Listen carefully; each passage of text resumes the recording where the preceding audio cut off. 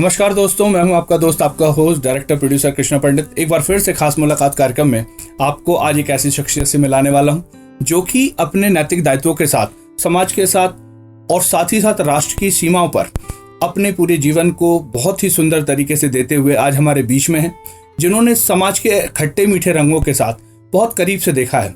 हमारे बीच में है wing commander retired Manish Mishra ji. आपका बहुत बहुत स्वागत है। बहुत बहुत धन्यवाद आपका तो मुझे ये मौका देने के लिए। जी सर, क्योंकि एक बहुत अच्छी बात है। सबसे पहली बात तो ये कि हमें बहुत खुशी होती है ऐसे समय पर किसी भी फोर्स से हमारे बीच में जब कोई व्यक्ति आता है, क्योंकि यकीनन देश का स्वाभिमान है हमारे आर्मीज, हमारे जो लोग हैं जिनकी वजह से आज हम लोग यहाँ पे सुरक्षित होते हैं, हमारा देश सुरक्षित होता है। निश्चित ही एक बड़ा योगदान होता है। तो आप बहुत बहुत तहे दिल से जय हिंद और बहुत बहुत स्वागत है आपका। Thank you very much.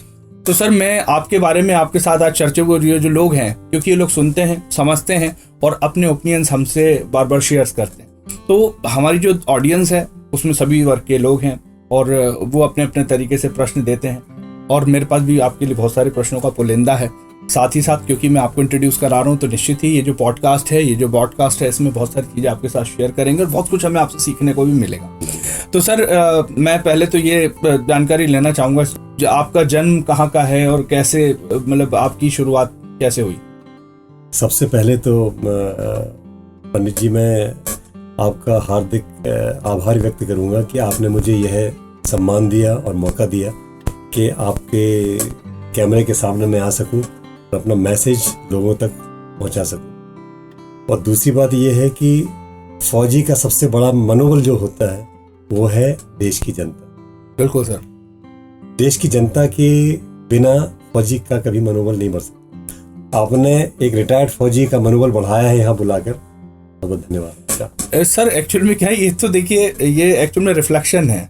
मतलब क्योंकि सिर्फ ऐसा नहीं कि हम किसी व्यक्ति को ऐसे बात कर ले रहे हैं, भाई हमें पता है कि आपने एक बहुत कीमती समय, अपनी ज़िंदगी का एक बहुत कीमती समय, क्योंकि सेवा में रहकर मुझे मालूम है आपने बहुत सारे सुख सुविधाएं, आप चाहते तो बिजनेसमैन हो सकते, बहुत सारे, जैसे प्राय सामान्य आदमी सोचता है कि एक लग्जीरियस लाइफ हो, लेकिन क्योंकि हम भी इस बात को भली बात ही समझते हैं कि एक बहुत टफ ट्रेनिंग्स और टफ जो इन्वायरमेंट्स होता है उसमें रहकर काम करना होता है। तो मतलब सर, प्राउड का विषय तो है, मतलब ऐसा कह के तो मैं सूरज को दिया दिखाने वाली बात कर रहा हूँ, लेकिन यह है कि सर ये तो है सब्जेक्ट, तो रिफ्लेक्शन है सर। मतलब हम तो कृतज्ञ हैं इस बात के लिए। पब्लिक तो मतलब मेरे को ऐसा लगता है जब हम कहीं देखते हैं छोटे बच्चे सैल्यूट करते हैं खड़े होकर, तो निश्चित ही वो आपका, आप डिजर्विंग है उसके लिए, और आपकी जो पूरी हमारी इंडियन आर्मी उसके लिए डिजर्विंग है। हार्दिक आभार आपका।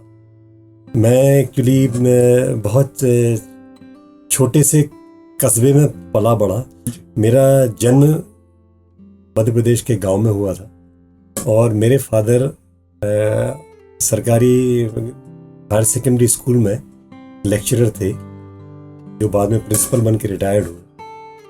तो मेरा बचपन है, मेरी शिक्षा दीक्षा एक कस्बे में हुई, दमोह जिले के कस्बे में, जिसका नाम है पथरिया, स्टेशन पथरिया। और वहां से मुझे एक मौका मिला है कि स्कॉलरशिप पाने का, कि 8वीं क्लास के बाद से मेरी शिक्षा सीनियर स्कूल ग्वालियर में हुई, क्योंकि मुझे एक स्कॉलरशिप मिली।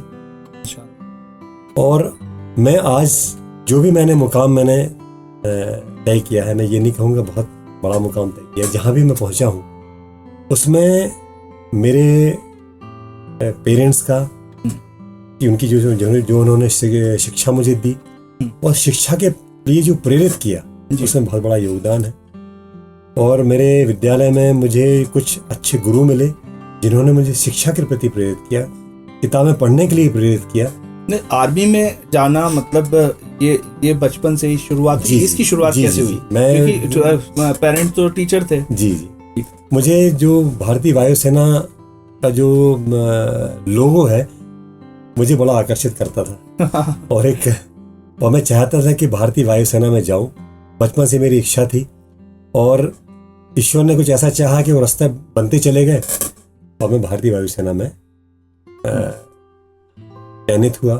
और लगभग 23 साल मैंने भारतीय वायुसेना को अपनी सेवाएं दी और मैं बहुत शुक्रगुजार हूँ भारतीय वायुसेना के, कि मुझे एक मौका दिया कि देश की सेवा करने का भारतीय वायुसेना के माध्यम से। ये बहुत बड़ी बात है। और सर जैसे आप जब छोटे रहे होंगे जी, तो क्योंकि मैंने देखा है बच्चों को प्राय सभी बच्चों जी, मतलब छोटे बच्चों को मैंने देखा है, तो एक आप जब उनसे 4 बच्चों में से बात करेंगे तो उनमें से 2 कहेंगे ही कहेंगे कि हमें इंडियन आर्मी बनना है। मतलब उन्हें पता नहीं होता कि कैसे, लेकिन क्योंकि वो इतना रोमांचित करता है, क्योंकि देश का जज्बा, वो बातें, फिर उनका वो डिसिप्लिन, उनकी वो बीपीटी, उनकी वो ट्रेनिंग्स, और आज तो बच्चे वीडियोस के माध्यम से, रील्स के माध्यम से बार बार देखते हैं कि सैनिक खड़े हैं, तो जो सैल्यूट उन्हें मिलता है, जो उन्हें सम्मान मिलता है, तो ये अच्छी बात है कि बच्चे उस तरफ अट्रैक्ट होते हैं। मतलब ऐसा आपके साथ भी रहा होगा। बिल्कुल। तो सर क्योंकि देखिए हमारे यहाँ हमारे दर्शक दोनों तरह के हैं, तो मैं उन बच्चों के लिए क्या कहना चाहेंगे आप? बच्चों के लिए मैं यह संदेश देना चाहूँगा कि आप भारतीय सेनाओं को अवश्य ज्वाइन करें और देश को अपनी सेवाएं भारतीय सेनाओं के माध्यम से दें, तो भारतीय सेनाओं के लिए भी बहुत अच्छा है, देश के लिए भी बहुत अच्छा है, क्योंकि आप जैसे युवाओं की देश को जरूरत है। और कई बार ऐसा भी हो सकता है कि कई बच्चे चाहते हैं कि फौज में जाएं और वहां अपनी सेवा दें, लेकिन कई किसी वजह से वो चयनित नहीं हो पाते हैं, उनका चयन नहीं हो पाता है। तो हिम्मत ना हारें, दिल छोटा ना करें, आप किसी भी रूप से देश की सेवा करें, आप सैनिक ही कहलाएंगे।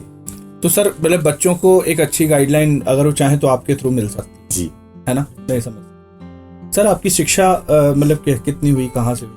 मैंने जैसा आपको मैंने बताया कि मेरी जो स्कूली शिक्षा पहले पथरिया नामक जगह पर हुई, फिर कक्षा 8वीं के बाद से मैं चला गया सिंधिया स्कूल ग्वालियर में, जहाँ मैं कक्षा 12वीं तक मैं पढ़ा वहाँ।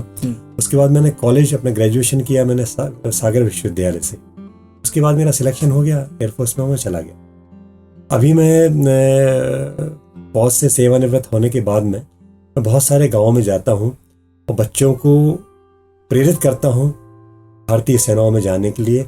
उनको बेसिक गाइडेंस देता हूँ कि भाई जाने के लिए फॉर्म कैसे भरना है, कैसे कैसे आपको पता चलेगा कि वैकेंसी है। मतलब ये आप लॉट ऑफ स्कूल्स में जाके ये बात बच्चों के बीच में कर रहे हैं। खासकर जो भारत सरकारी स्कूल्स और कॉलेजेस हैं उनमें जाके मैं बताता हूँ, क्योंकि मुझे कई बार लगता है कि शायद ग्रामीण बच्चों को यह जानकारी नहीं है। जी जी। तो उस जानकारी के अभाव में वो हासिल नहीं कर पाते जिसके वो अधिकारी हैं, जिसका जितना उनके पास प्रतिभा है उसका पूरा प्रयोग नहीं कर पाते, क्योंकि उनके पास वह माध्यम नहीं है जिससे वो उनको जानकारी मिल सके। हाँ मतलब एक्चुअल में ये तो खैर मैंने भी सर फील किया इस बात को कि सही गाइडलाइन नहीं होने की वजह से बहुत सारे बच्चे पीछे रह जाते हैं। तो इस विषय पे खैर काम होना चाहिए और आप कर रहे हैं, इसके लिए आप बधाई के पात्र हैं।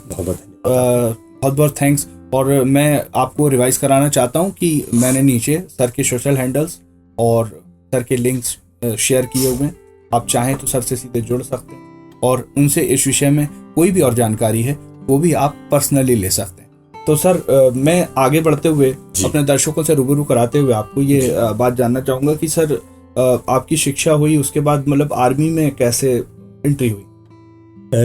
हमारे जो कुछ कॉम्पिटिटिव एग्जाम्स होते हैं जी, और एक हम लोगों का प्रक्रिया है जिसको सर्विस सिलेक्शन बोर्ड बोलते हैं, उसके थ्रू मेरा चयन हुआ।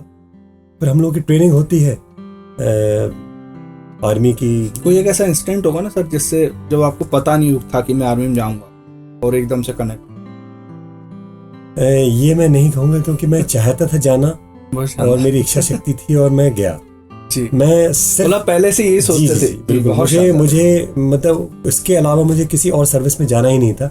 मुझे भारतीय सेनाओं में ही जाने का, चाहे वो भारतीय वायुसेना हो, चाहे वो भारतीय सेना हो, भारतीय नौसेना हो, इन तीनों में से मैं किसी में जाना चाहता था और ईश्वर की असीम कृपा रही कि मैं जा पाया, मेरा चयन हुआ। मेरी उम्र थी करीब 22 साल। 22 साल जी। कैसा अनुभव था सर? बहुत अच्छा अनुभव था और जैसा लगा जैसे मेरा सपना साकार हो गया और अपने आप को बहुत भाग्यशाली समझ रहा था और भाग्यशाली हूँ कि मुझे मौका मिला। हाँ, देश की सेवा करने का मौका मिला। ये काम तो सभी लोग करते हैं, लेकिन काम के साथ एक ऐसी जॉब जो आपको दिल से सेटिस्फाई करती हुई। कहा जाता है सेनाओं के बारे में कि जो सेनाएं होती हैं, सेनाओं की नौकरी वो नौकरी नहीं है, it's not a job, it's a way of life. जीवन जीने का तरीका है। तो सच में जीवन जीने का तरीका मैंने फौज में जाने के ही बाद सीखा। आज जो भी हूँ मैं, और जो भी श्रेय जाता है वो भारतीय वायुसेना को जाता है।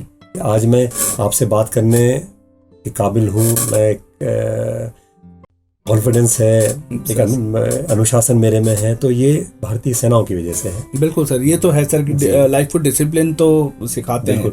मेरी माँ ने मुझे पैदा किया, और भारतीय वायुसेना ने दूसरी माँ बनके, मेरी माँ बनके मुझे माँ भारती की सेवा का मौका दिया। बहुत बढ़िया, बहुत सर। देखिए ये तो है, क्योंकि निश्चित ही जब कभी आर्मीयंस की बात होती है तो हमारे जो देश का नौजवान है, क्योंकि स्वाभाविक बात है सब में मस्करी भी है और हमारे देश में लोग गुदगुदाते हुए जीते हैं जी। तो शायद एक फ्रेम ऐसा बन जाता है कि अगर किसी आर्मी पर्सन के साथ हैं आप तो सो डिसिप्लिन।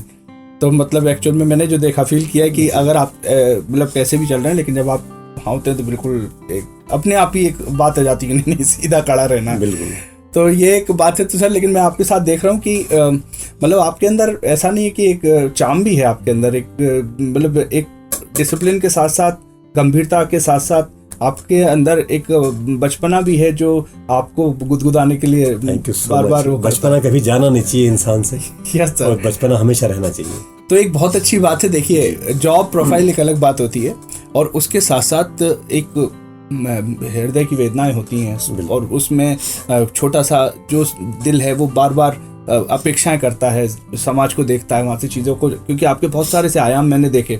मैं आपको एक एक करके रूबरू कराऊंगा सर के साथ कि क्या चीज़ें हैं जो बार बार उन्हें कनेक्ट कर रही हैं मेरे को। मैं आपसे चर्चा इसलिए कर पा रहा हूँ क्योंकि केवल एक ऐसी पर्सनैलिटी से बात नहीं कर रहा हूँ जो अपनी सेवा देके सेवानिवृत्त होकर घर बैठ गए, उसके साथ में जो आपके इम्प्लीमेंट्स हैं वहाँ से आने के बाद जो आप लौटा रहे हैं वो बहुत ज़्यादा कीमती है और उसको मैं आप तक पहुँचाने की कोशिश कर रहा हूँ।